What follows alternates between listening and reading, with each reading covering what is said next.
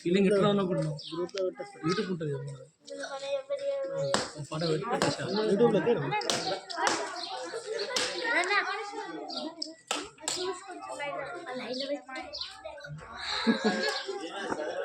మరి చెప్పుకుంటాం దాని విషయం